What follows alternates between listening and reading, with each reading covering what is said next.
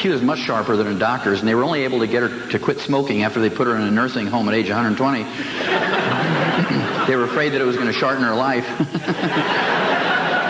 Now, the one that the physicians are really into is the Mediterranean diet. They love this Mediterranean diet thing. This is where you're supposed to give up red meat, and you're supposed to rip the chicken skin off your chicken and eat a lot of fish, and you're supposed to eat lots of vegetables and grains, lots of pasta, you know, and breads and things. Little wine's okay according to the Mediterranean diet.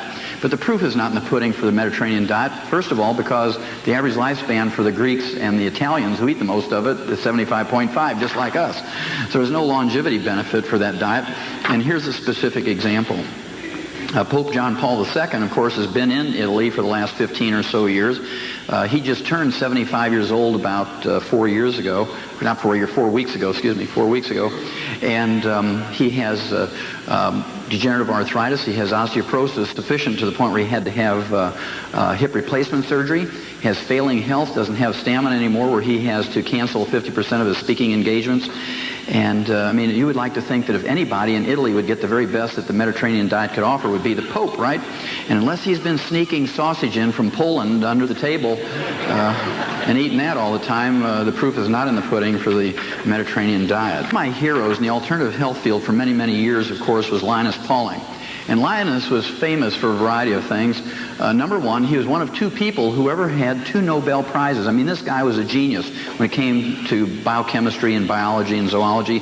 Nobody could argue with his intelligence, and famous for was his interest in vitamin C. And he believed that you could get everything you needed from your 4 food groups. You get all the vitamins and minerals and amino acids and fatty acids you needed from your 4 food groups. However, because of the stresses of modern day life and the pollution in the air and water and food, he believed you needed extra vitamin C. And to prove that that would help you live a long, healthful life, he faithfully took 10,000 milligrams of vitamin C every day for 35 years. Didn't take any other supplements, but he took 10,000 milligrams of vitamin C every day for 35 years. And of course, he died at age 93 from a widely disseminated prostate cancer. And here's, after I've read all his books and papers and scientific literature and so forth, and listened to his tapes and looked at his videos and whatnot, and reading things on vitamin C myself, here's what I can guarantee you. If you faithfully take 10,000 milligrams of vitamin C every day for 35 years, and you're a woman, I can guarantee you you will never get prostate cancer.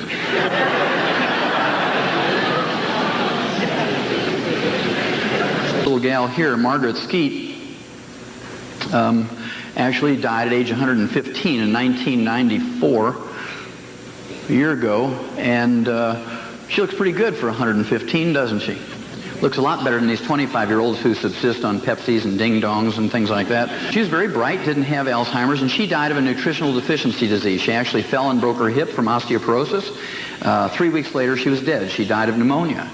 This is not unusual because 75% of the people over age 65 in America who break a hip or a major leg bone don't live 90 days. They have complications of that fracture. Ava Gabor, just last week, died at age 74, fractured her hip, went into the hospital. 5 days later, she was dead from pneumonia. Doesn't matter how much money you have. If you have a calcium deficiency, it's going to get you. In the Guinness World Book of Records, not because he was 133. Many people live longer than that, as you will see. And he remarried at the age of 80 for the 4th time. That didn't get him in the Guinness World Book of Records. All you have to do is go to Vegas and sit in front of those little chapels. You see that. But the fact that he fathered 4 boys and 5 girls with the same wife after the age of 80, 9 months for the pregnancy and then breastfeeding and a little time in between each baby, he was still fathering children after the age of 100. That's what got him into the Guinness World Book of Records. So there's hope for some of you guys in the back of the room. She was survived by 6 living children who ranged in age between 120 and 128. They hadn't even left home to go to college yet.